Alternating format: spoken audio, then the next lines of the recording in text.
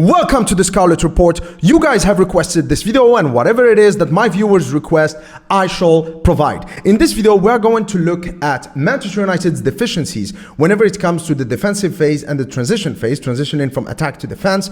And we're going to take that and compare it and contrast it to Ruben Amorim's Sporting. That way we can truly understand what is it that Ruben Amorim intends to do in the defensive phase and the transition phase. This is going to be a deep dive.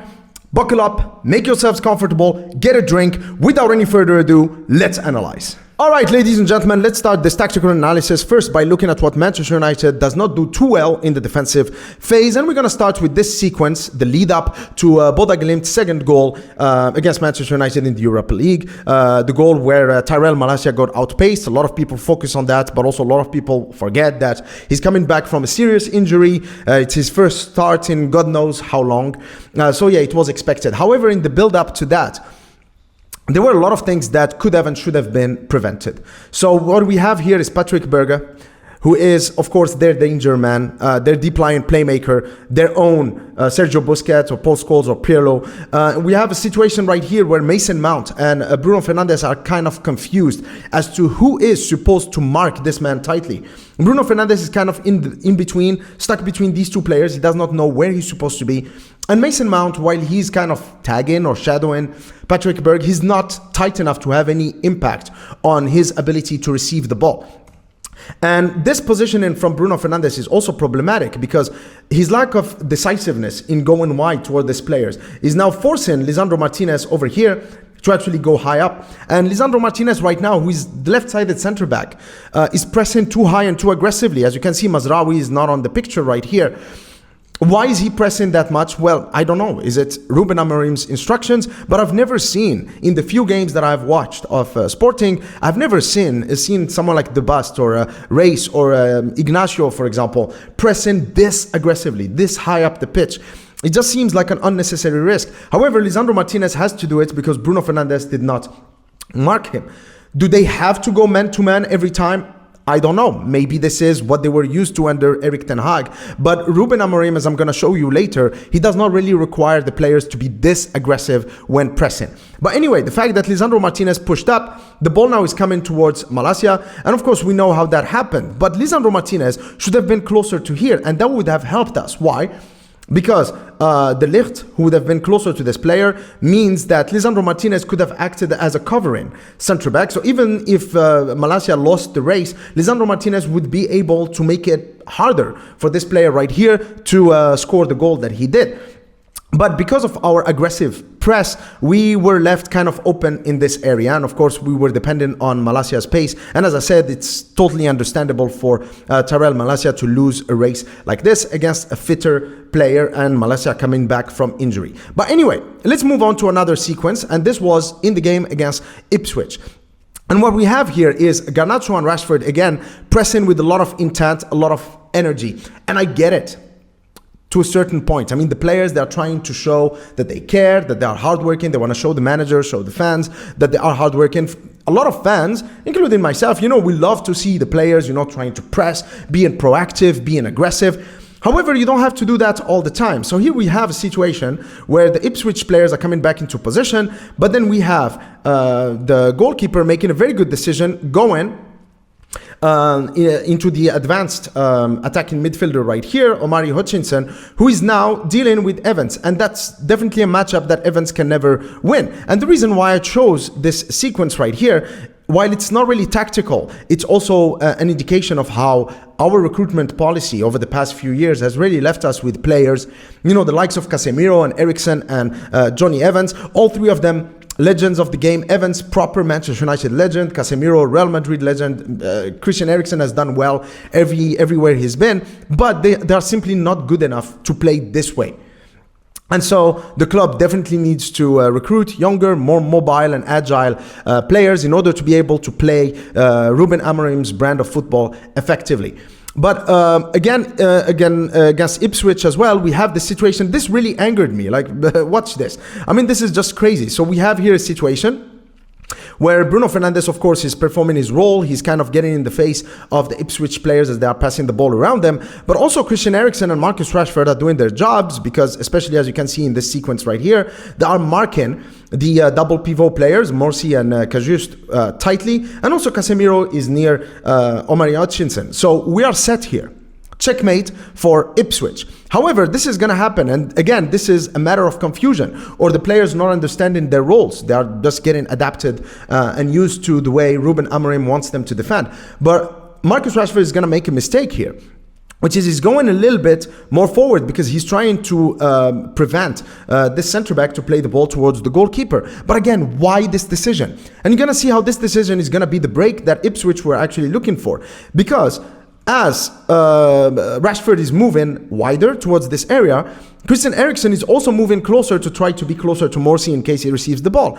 But what that means is that Cajuste right here can receive the ball. And one thing that I like about Ipswich, and I said that when I made that tactical analysis video after the Ipswich game, is that their players are actually quite brave. Both the players that pass the ball, but also the players that receive the ball. They ask for the ball even though there are players 1 or 2 yards away from them.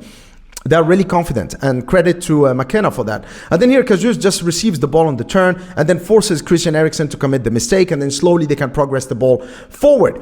Here's another case, another thing that angered me. I mean, if you've been following Scarlet Report for a while now, you know that I hate flat horizontal lines like these. I mean, football is all about verticality.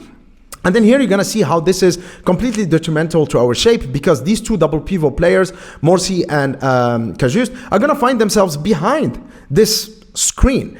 And I just don't understand the decision making that the Manchester United players are making here. Christian Eriksen is chiefly responsible for this, because he's just too far away from the action. Who is he marking? Because Delap got the licht on him. So he's actually too far from the action to influence the game in midfield. So now what's going to happen is that Cajuste and Morsi are going to start looking like prime Xavi and Iniesta. Another flat structure from the Manchester United forwards. And then now Christian Eriksen, who is too far back, he should have been much more advanced to be closer to Morsi. Now what's going to happen is that Morsi and Cajuste are able to receive the ball in behind the screen, effectively rendering these four players completely impotent, completely irrelevant and redundant. And so these are a few examples against Ipswich, but this is another example against Bodø Glimt. This was actually the sequence that has led to Bodø Glimt's first goal. And here it's just a matter of decision making and mistakes. Again, the ball comes towards Tyrell Malacia and then into De Ligt. But then here De Ligt makes a peculiar decision, because of course defending, or you know, football in general is all about decision making and all about reading the game and composure. In here, he's right-footed. He is properly positioned to just pass the ball back to Onana, and then we can spread back and then just enter another build-up phase. But this is not what De Ligt does. He just goes long. And why would you do that? I mean, unless you are in a truly precarious situation, but even then, you go into row Z, right? But here what he's doing is that the Bodø Glimt players are coming in, rushing in. The Manchester United players are still not positioned properly. This is a transition from attack to defense. By doing this, he's putting us in a very precarious situation. What we have here, you can see the difference in positioning between Ugarte and Bruno Fernandes. Lisandro Martinez sees this as a sign to stay high up and remain aggressive in the press, but of course that probably was not the right decision. But then here, this is where De Ligt messes up again. He is too far away from the center forward, because Ugarte is with this player. That means that De Ligt has to stop this player right here from receiving the ball, but he's not positioned properly. And so what happens now is that Bodø Glimt are able to find a player, and now they're in a situation where they have two danger men running effectively at one center back. And then Bruno Fernandes as well, because he's used to be in the most attacking midfielder in any formation he's played in, at Manchester United, Portugal and Sporting. But of course, when you play as one of the two pivots in a 3-4-3 formation, you are effectively a defensive midfielder first, then a creator on a secondary level. So of course, this was a case of Bruno Fernandes not really performing the role that he was expected to perform in this Ruben Amorim system. So of course, he needed to occupy this space right here. And because he's late to the party, this is an empty space that can be exploited and then beautifully placed shot and goal. Now, of course, guys, if you made it this far into the video, this is that time again where I ask you to like the video, because that's actually the best way you can support the channel. Don't do it for me, guys. Do it for the cute puppies. Now let's stop talking about the negatives and let's start talking about the positives. In other words, what does Ruben Amorim actually intend on doing in the defensive phase, in the transition from attack to defense? This was in the Champions League clash against Sturm Graz. And what Ruben Amorim likes to do with his forwards is that he wants them to press aggressively with intensity in order to force the ball carrier to make a quick decision. And as you know, with quick decisions comes low quality of the passes. You may not make the right decision in terms of who is your destination. You may either overhit it or underhit it. The pass might be telegraphed. And that's exactly what happened here, because Hjulmand is there to intercept the ball. He's always scanning, trying to see what would be the most likely target for the ball carrier. And here's another example. You remember when I said I hate straight lines, but I actually don't if they are meant to actually help maintain the defensive structure of the team. In other words, these flat lines, they have to be behind the opposition ball carrier and the opposition ball receivers. So in this case, you do have the three center backs who are man marking the three forwards that Sturm Graz has, and then the four midfielders right here are actually acting as a screen and stopping the Sturm Graz midfielders from reaching these players. So it works. But now, as you can see, as the ball starts moving from player to player in Sturm Graz, you're gonna see certain changes in movement. For example, here, I don't remember who this was, probably Gini Katamo. And then here, Nuno Santos is moving the left wing back, moving aggressively to mark his player, but still, Hjulmand right here still scanning, trying to see which central midfielder is most likely to receive the ball. Hjulmand is extremely essential to the Amorim system at Sporting. This is why with Eriksen and Casemiro it will not work, because they don't have that engine that Hjulmand has, as well as his intensity. But notice now how, as the ball moves wider, now Trincao is going to actually initiate that press. Not only him, but also the right wing back. So now what we have is that the Sturm Graz center back right here was kind of surprised and startled, because now he has to make a decision. But as you can see here, it's not only him being startled and making a mistake, but actually not many Sturm Graz players can actually be a destination to receive the ball. This player right here with the right wing back pressing him aggressively, probably as soon as he receives the ball, he's gonna have this guy on his face, right? This one is marked right here. That one, that's a risky pass. This one right here got Gini on him. And Hjulmand right here is scanning these two players. Whoever receives the ball, he's actually close enough to go and tackle them and receive the ball. So in fact, Sturm Graz right here fell in a trap where they were not actually able to progress the ball from defense. And now this is an example again against Manchester City, because these two teams are different, Manchester City and Sturm Graz. Manchester City usually keep the ball a little more, and as you know, they're all about those triangles. That's the Johan Cruyff, Pep Guardiola type of football. And here we can see how outnumbered the Sporting Lisbon players are. You have effectively one Sporting player for each triangle, but that's not actually true. It's kind of misleading, because what's going to happen here, Pedro Gonçalves is actually key to this system. That's actually the Mason Mount role right there. Notice how he goes to press the ball carrier, but he doesn't press too much. He gets back into position, gets back into action. Basically, Hjulmand is actually stopping these passing lanes over here. Morita is also coming closer to the action. But Pedro Gonçalves is that free electron, basically, that Manchester City can quickly and easily forget about. And he's just shadowing and tagging the ball carrier, in this case Kovacic, and make sure that if there is one missed first touch, then he's actually able to win that ball. And we're going to see Pedro Gonçalves again in the action over here. He's coming closer to the action with Bernardo Silva carrying the ball. He's looking at Rico Lewis, because he knows that he's probably the player who's going to be receiving the ball in a minute. And now, as the ball goes wider towards Savinho, now Enrique Araujo, the left back, is becoming more aggressive and attacking the ball. However, Pedro Gonçalves now is still not aggressively going towards Rico Lewis, but he's just waiting for that pass to come towards him, for him to go and intercept the ball and initiate the counter for Sporting.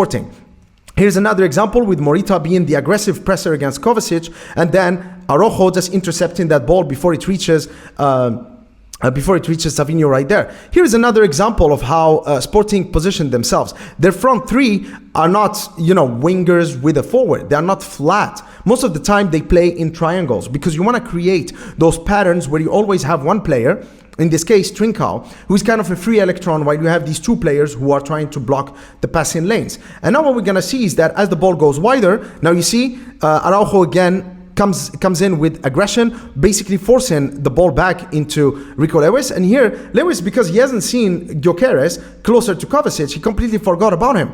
Look at what Gyökeres is doing right here. He's just shadowing Kovacic. He's not going aggressively on him. Basically, he still wants him to be an attractive target for Rico Lewis, but of course he's close to him. That means he can act quickly, and that's exactly what happens. Lewis completely forgot about that, and then that's it. He nicks the ball off of him.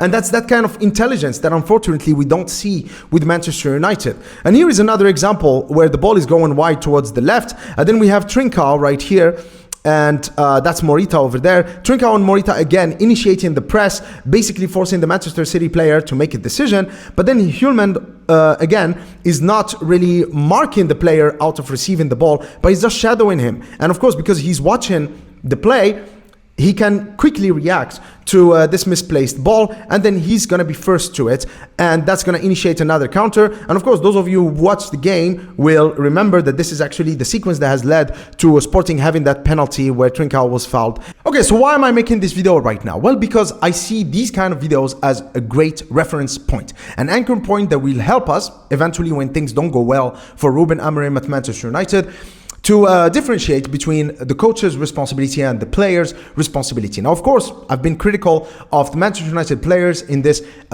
video, but it's understandable that they're going to be a little bit confused and unsure about their roles because we are just the second game into Ruben Amorim's tenure at Manchester United, and it's gonna require a little bit of time for the players to actually get used to what the manager wants from them tactically. So in a nutshell, Ruben Amorim in his 3-4-3 system requires players who have great mental attributes. In fact, I would go as far as to say that the mental attributes of the players are more important than their physical attributes. Attributes such as their anticipation, decision-making, positioning, ability to read the game, ability to control the game. All of these attributes are extremely, extremely important. And those are the attributes that are going to make or break Ruben Amorim's system at Manchester United.